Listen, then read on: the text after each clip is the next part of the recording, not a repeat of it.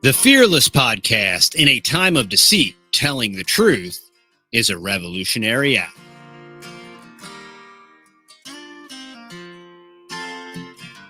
All right, y'all. Welcome back to the Fearless Podcast. This is episode 65, and I'm flying solo. Matt and James and Buddy, they got the new DR Power. It's one of these DR, it's a brush mower you pull behind side by side. So that's what they're doing. And so when they get new toys, they'll run them till the wheels fall off. So that's what they're doing. And we've been planning this podcast. So I figured I'd just fly solo tonight. I had saw a video over the weekend that I thought was very pertinent. And then something happened that made it even more pertinent to me. So I thought I'd share it with y'all and share my thoughts around the entire scenario, which was very peculiar. Right off the bat, I want to thank everybody for coming out to our meetup. We had a fantastic time. Lots of awesome people. Just want to thank everybody for showing up. We had a potluck with some killer food, and it was a beautiful day. We really appreciate Ed and Rachel at Bob Wells Nursery. They are gracious and tremendous hosts, so I wanted to thank them so much. And we'll get right into the topic.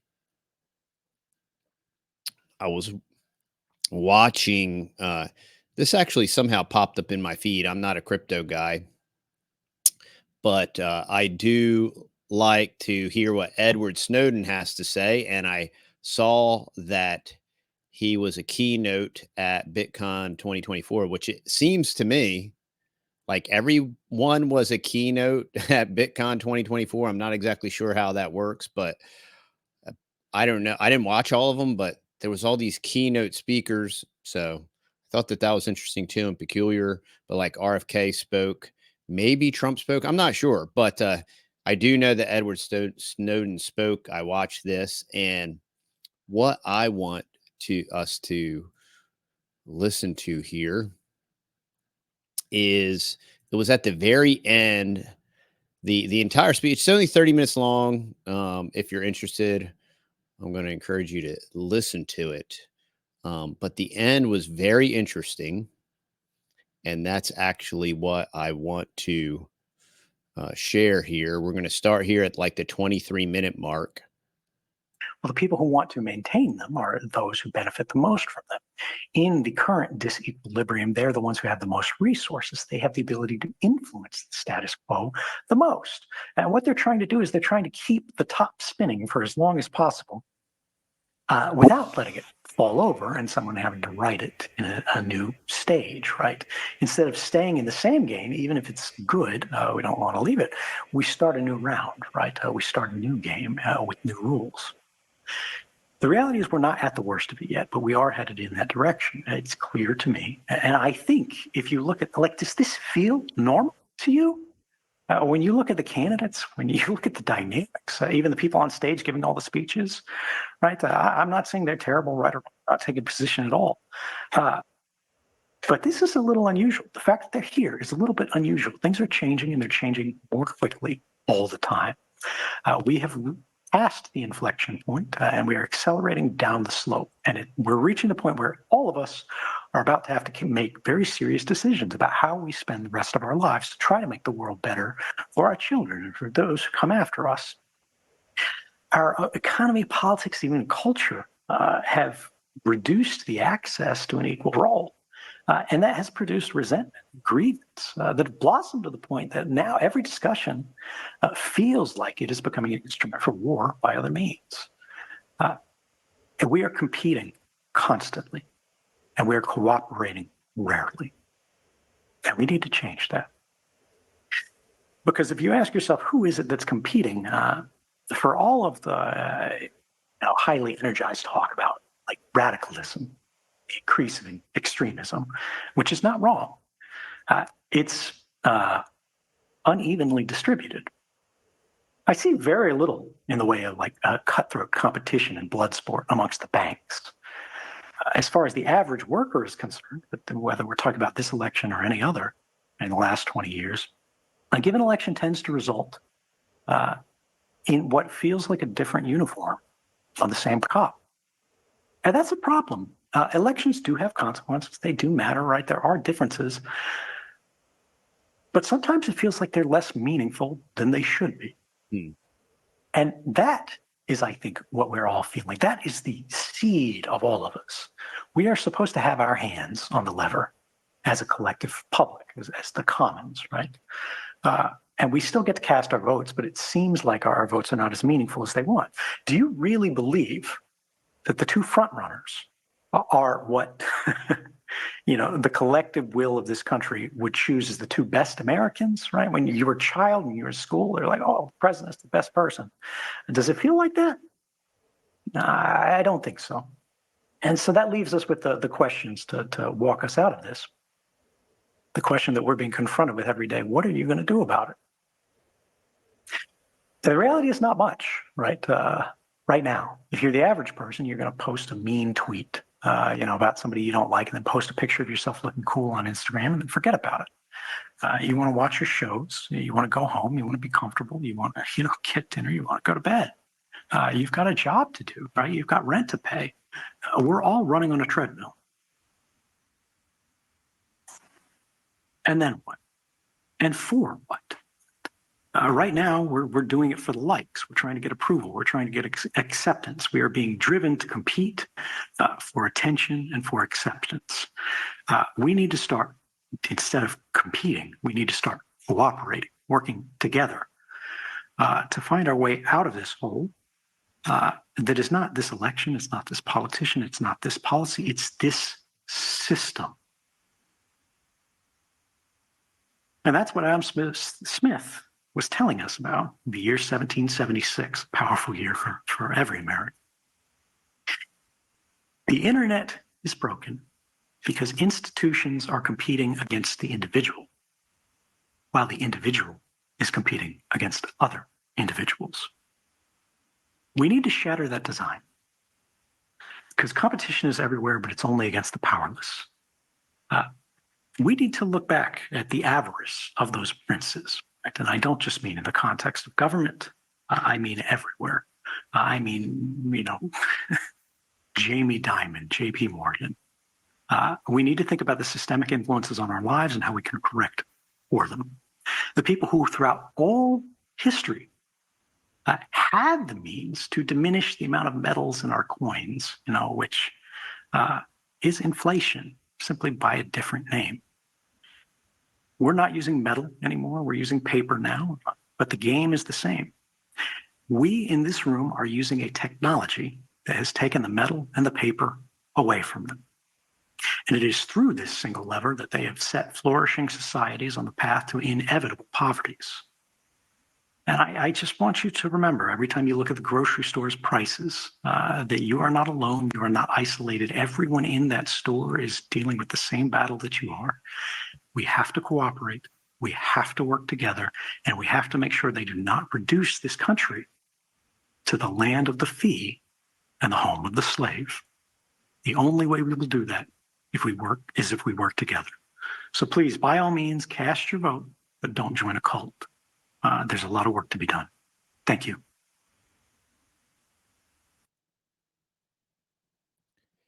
How powerful and appropriate. Cast your vote, but do not join a cult. And why that kind of resonated with me is because I've been having the exact same thoughts about what's going on and what's escalating.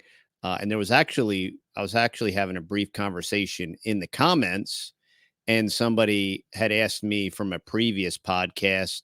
They said, so what? Don't vote, and I've explained that when it comes to federal elections, I'm rather black-pilled, which is why we've chosen to live an intentional life, to do all the things every day that we do have control over, and to invest in our children and invest in our community and in our local infrastructure and all these different things. And I realize that doesn't feed well into the political dialectic because if you don't vote, you can't complain and all these different things, or you can just be proactive and you can be a doer in the world and not waiting for election cycles and all these different things. But Edward Snowden is kind of given the whole thing the benefit of the doubt, right? Vote, but just don't join a cult. And why that was so striking to me is over the weekend, it was either right at the very end of the week or was over the weekend, something incredibly bizarre happened. And I saw it on Twitter, and I do not follow Kyle Rittenhouse. And for those of you that don't know or remember Kyle Rittenhouse, he was the young fellow in Kenosha, and he was defending himself. And when all that BLM stuff was going on, and then they were trying to basically try him for murder, and he did get acquitted, and it showed that he was defending himself and he was defending others, and he handled himself amazingly for a young fella. And in my opinion, I think it was a miracle that they didn't just throw the book at him or wrap a brick around his neck and chuck him in the ocean or whatever.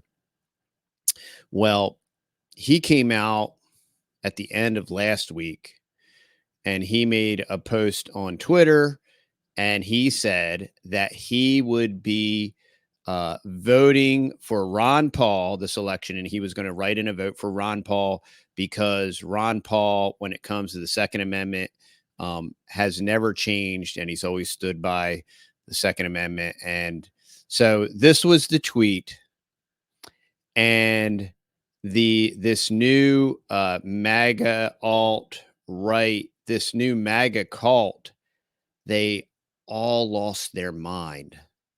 And there was all these alt-right. Dom Luker was one of them. Oh, I hate to do this, but now I'm going to have to expose this kid and all, and it's always this like expose, like this Illuminati expose kind of thing. And everybody was dogpiling on this kid as a traitor because he was being intellectually consistent. Yeah. Were there people on the right that helped him out and all that stuff? Yes. But when it came to his convictions, he was going to vote along the lines of his convictions, because that's the whole concept of representation, is voting for the individual that you think represents you. That's how you have a representative democracy. If the person you vote for does not represent you in any way, then you are not represented. And that almost sounds like word salad, but it's like the textbook definition of the concept of what the whole thing is supposedly about.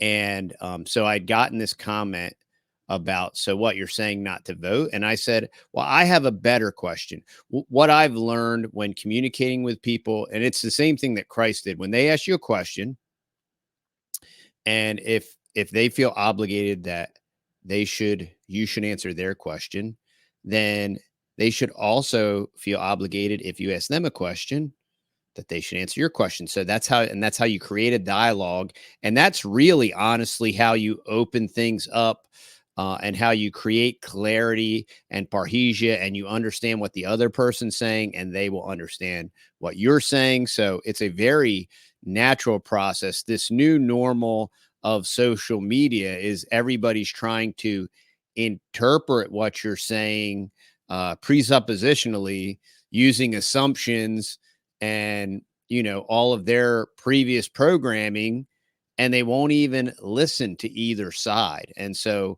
I said the better question is whether or not you should vote, it's why are there only two choices? Why are there only two options? There's 330 million people, and according to the wacko left, there's like 47 genders.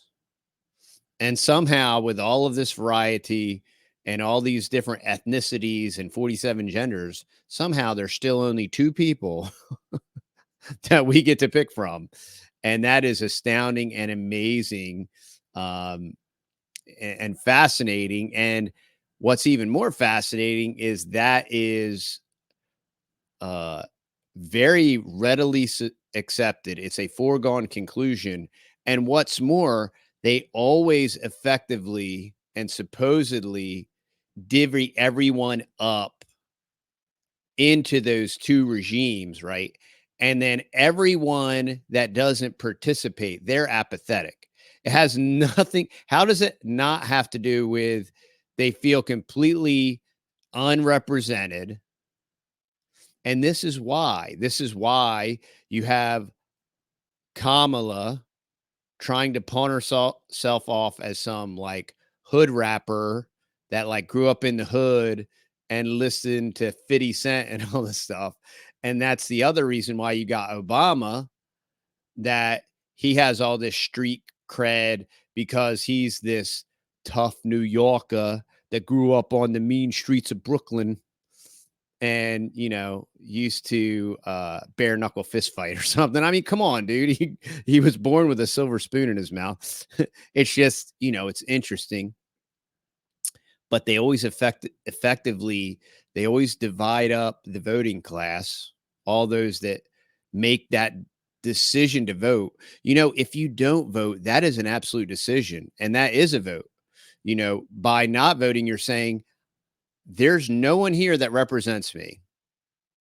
So I'm going to abstain. And you know, if 300 million people abstain from voting and say 30,000 people voted, you know, one, it would mess up all the gerrymandering and all the ballot box stuffing and all this other stuff, but it would send an incredibly clear signal that people, and to be really honest, even before 2020, with all the harvesting and all the dead people and everything else voting, we truly do not have any real number to even know how many real breathing American citizens are actually voting. And I mean, this voting machine and ballot box and dangling chads, this has been an issue for, well, it's been an issue for 100 years, but it's been a real issue. Once everything goes digital, then it just becomes as easy as algorithmic switches, turning things on and off, doing that remotely, doing it retroactively. I mean, once you get digital, it becomes so simple to manipulate in real time clandestinely where no one would ever even know. So it really become, you know, and yeah, I know there's watchers there and they get paid to watch and do all this stuff. And that worked great. I mean, that was awesome. A couple years ago, the last election, that worked like perfectly. And and everything has changed so much. It's going to be a much different election. It's going to be fair and balanced. It's going to be like a Fox News election. But I thought it was real interesting when Snowden said, you know, cast your vote. If you got to cast your vote, because that's the Democratic thing to do. But he said, don't join a cult. And the way that this entire MAGA hive mind, all in concert, turned on this kid and just dumped him and crushed him to the point that within 24 hours, now he's a young guy too, within 24 hours, they had completely crushed this kid and got him to flip and turn. And, you know, now he's a MAGA warrior or whatever. And it was incredibly cult like, and it was incredibly hive mind. And nobody would stand up for this kid and say, hey, look, this is what the democratic process is about. There are these two-way issues with Trump that he clearly displayed between bump stocks, between, you know, the take the guns first and due process later, and all these other tea leaves that are very concerning present day. And if what many, if not most people think is going to happen, regardless of who the new administration is going to be, there is going to be common sense gun reform, and is going to be psychological evaluations and background checks. There may conveniently be another MK Ultra, whatever, Scopes, Monkey Trial, or Crooks, or whatever the guy's name is, or whoever, fill in the blank with the next, 20-year-old corpse that's, gotten all the programming and all these other things. But it was incredibly cultic. And the way that this tribal, splintered hive mind turned on this kid and devoured him for the sole reason that he was voting his conscience, which is the entire point of voting. And we're told through, MTV and Rock the Vote and the Obamas and the Bushes, they all tell us your vote is your voice. But apparently you either have the option of, Kamala or Donald. Those are your two options. And then they've effectively created this dialectic where if you don't vote for whoever the conservatives deem worthy, the apparatus, the log cabins and the rest of them, those bastions of conservatism, the log cabin Republicans, whoever they deem as worthy, if you don't vote for their race car driver, then that doesn't mean that you're abstaining because the process is broken and there's nobody to represent you. The talking points are you're actually voting for the bad guy. And this election is the last existential threat to humanity. And this is incredibly cult-like, which that just reminded me of something else that is on this exact topic. I'm going to pause, find this, and I'm going to come right back. And with the magic of the internet, I won't even appear like I've been gone. This is the first time I've used this feature, so we'll see. All right, I found it. We have to win this election, most important election ever. We want a landslide that's too big to rig. If you want to save America, get your friends, get your family, get everyone you know, and vote. Vote early, vote absentee, vote on election day. I don't care how, but you have to get out and vote. And again, Christians, get out and vote just this time. You won't have to do it anymore. 4 more years, you know what? It'll be fixed. It'll be fine.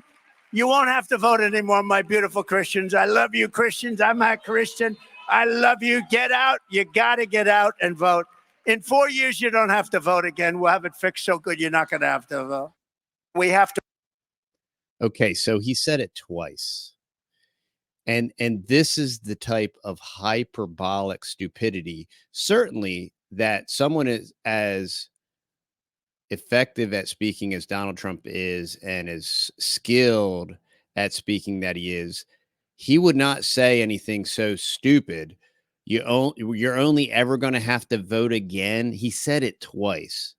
We're going to fix everything. It's going to be great. Christians, you'll never have to vote again. Christians, I'm a Christian. I mean, the word pandering. And then he's supposedly in a room of air quote Christian people, and they're like applauding. And this is like Hollywood dystopian craziness. And and speaking of dystopian, one very interesting thing about Snowden speaking at the Bitcoin conference with the gigantic screen, and it's like just his head. I can't remember the dystopian movie, and it might even have been 1984 or Brave New World or something, where the head leader guy, it's this gigantic head talking on screen. But that was a little dystopian. and interesting. I thought that was I mean, I don't know how I would do it, but it was very interesting that you had this super gigantic, enormous head on a stage, and then he gives this dystopian type message. But it certainly appears incredibly cultic. He gives this kooky speech and tells Christians that they need to get out and vote. And if they just do it just this once, they will literally never have to vote again. I thought voting matters. I thought every 4 years is an existential. I can't say that day. I thought every 4 years is an existential threat to humanity. And what's going to prevent in 4 years whoever replaces Trump from not being the next? Why will the next election not be? This is the most critical, crucial election in our lifetime. It's just also very strange and weird.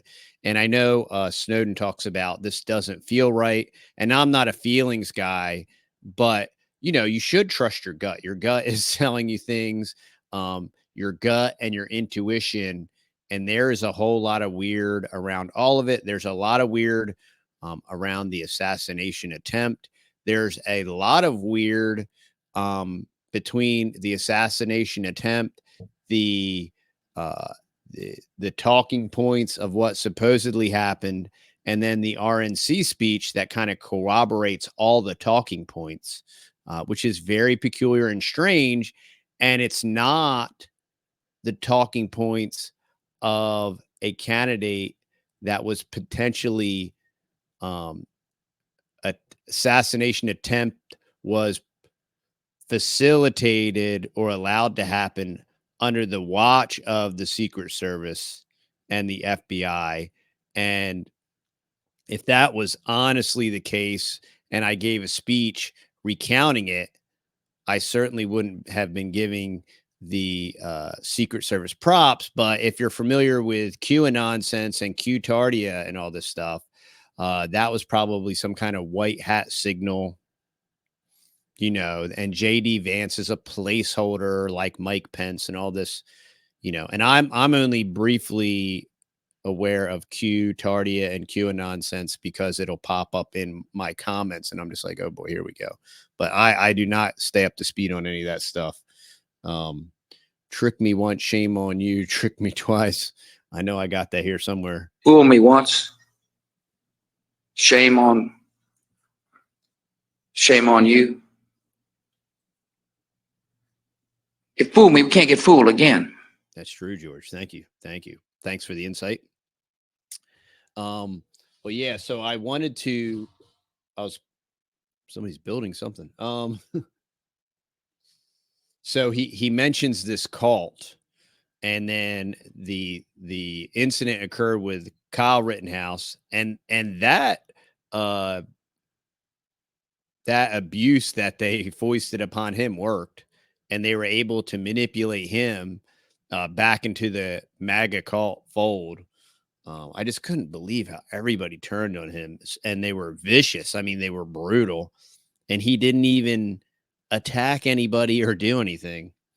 And another very interesting thing is what's currently going on in the UK with these Muslim revolts and the attack of the immigrant infiltration and the attack of the citizenry. And if you don't think that we probably will see something like that here, I do want to remind you of, everybody thinks that if Kamala gets in, it'll be the worst thing ever. When Joe got in, all of a sudden, all the BLMers fell asleep and they didn't feel the need to burn down cities. And when Trump gets in, I think Trump will easily get in, even with a stuffed ballot box. When Trump gets in, the BLM button is going to be turned back on. And what that's going to do is we're going to need a much better, bigger, bigly beautiful police state. And I'm clearly seeing that, and that it will happen. I mean, that's a textbook. That's a guarantee that will happen. And then the police state will be fully funded, and probably to have a better police state, all these Peter Thiel AI type Palantir and Carbine and all these different things will be fully implemented to track and trace and, prevent us from pre-criming anybody, or, and they're using this facial recognition already in the UK to arrest people pre-crime and all that stuff. So the reason it's important to pay attention to what's going on elsewhere is it's always a test balloon for what will happen here first, because the social engineers, we're not an island, and the social engineers, and this isn't like an America thing. What is happening with the food? What's happening with the immigration invasion and the Great Reset and the reset, which was really interesting. Richard Grove was pointing out in the Black's Law Dictionary, if you look up the definition for the word reset, one of the definitions is a great wealth transfer, a wealth transfer by the act of theft or thievery. And that's kind of fascinating when you think of all the reset rhetoric and then what actually happened and what is currently happening. It's very interesting. And that's the way they like to do these kind of things. But I just wanted to bring this up as food for thought. And I realize when I bring this up, the popular thing to do, and the popular thing amongst my friends and everybody in my circle and people that I would agree with, probably 90 to 95%, would be to promote Trump and talk about all the talking points and say he's a Christian. Didn't you just hear him say he's a Christian when he told you that if you just vote this one time, you'll never have to vote again, and all that stuff? And I realize that's that would be the Mark Dice thing to do. And not only that, is we would get a lot of traction. We would get a lot of views, and a lot more people would agree with us, support us, and we would become our own little echo chamber, and we'd probably have our own little cult or whatever. Or we'd be part of the bigger cult and the cult mind and all that stuff. But we've always observed the masses and do the opposite. And then, so when you take this position, then the cult right is going to say, okay, buddy, good luck, like defending your family. And I hope you don't need any cops. And I hope you don't need the military and all this stuff, because you can't, you can't have an opinion and give logical, rational reasons for why you have opinions and why you question things. And it's got to be, you're either on the boat or you're off the boat. And if you're not on the boat, we're going to throw you off the boat and drown you, because you don't get to have an opinion that's not in lockstep with the hive mind. It's very fascinating. And if you're fascinated like I am with social interactions and people in general, and everything else that's happening with like 50% of the more people I talk to, the more I hear that everybody is on this Wegovy, this fat shot. And I personally have family members, and it is that, and people that are participating in this experiment that absolutely know better. And this is the kind of brainwashing and programming that is going on. And don't eat good food, don't eat better food, don't eat clean food. Take a pharmaceutical injection that literally makes you want to puke when you eat, and then you'll lose weight. And it does all this other deconstructive, destructive, terrible, disgusting things to you, and you will have to take it to infinitum. And it's expensive. And it's incredibly profitable. And it has no nutritional value, and it's destructive. So win for big pharma. But that's where we're at. Don't eat better. Don't exercise. Don't Don't do all these things that you can do every day. Don't all these little decisions that you can actively make every single day to exercise and to eat better and to study and to just, what if you just paid attention to what you eat, right? And the actual act of paying attention would actually refine what you're eating to the point that it would probably substantially help you. And you could adjust accordingly. And it's the same exact thing with life.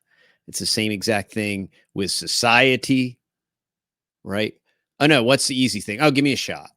I'm not going to do any of that stuff. I'm going to do what I've been doing and give me a shot. And that is no difference than like, I'm going to live my life. And look, we're all busy and we're all trying to pay the bills and we're all trying to raise kids and do all these different things. But it's no different than like, I'm just going to vote for the best of the two options we have every 4 years. And that's enough. You know, he talked about we're going to have to cooperate, right? That's why we have the meetup. That's why we have the in-person local meetup. It's to create parallel community, parallel economy. It's to network. It's to meet each other in real life. That is cooperation. And that's how these co-ops are developed.